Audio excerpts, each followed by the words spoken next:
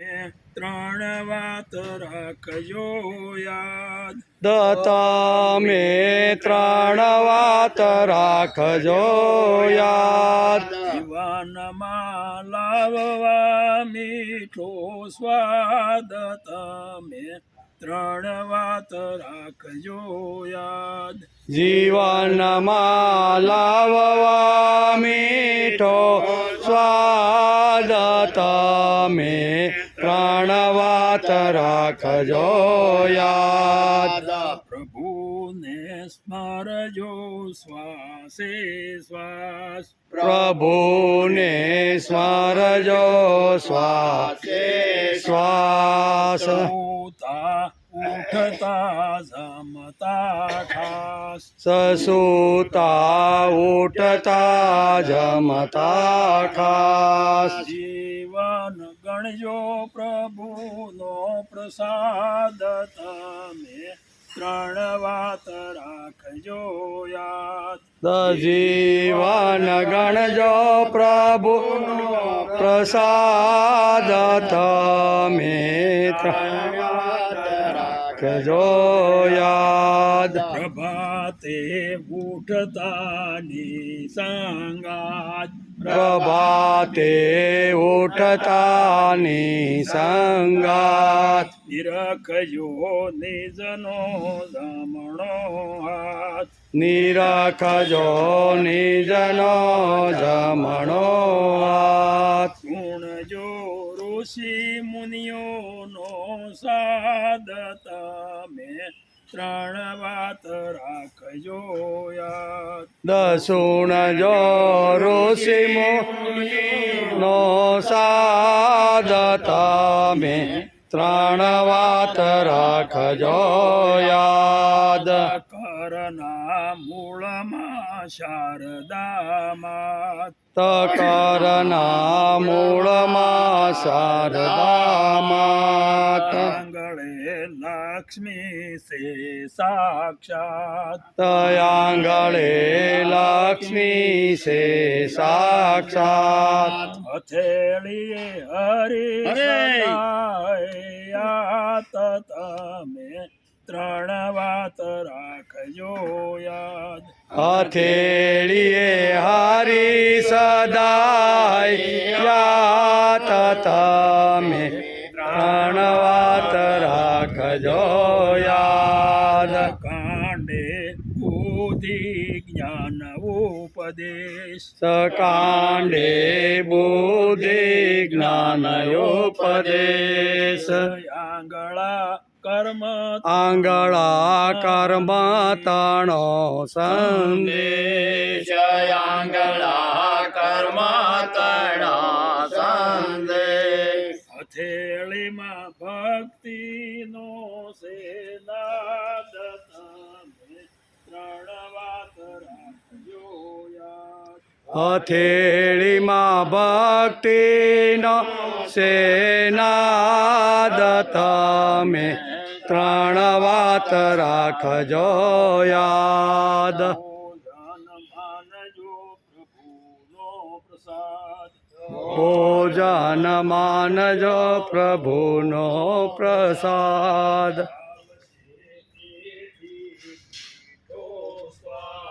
આવશે તેથી મીઠો સ્વાદ.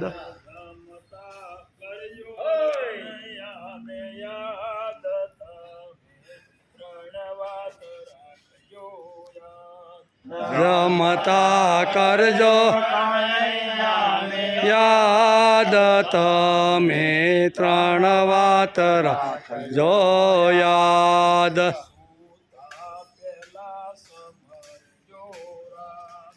સૂતા પહેલા સ્મરજો રામ,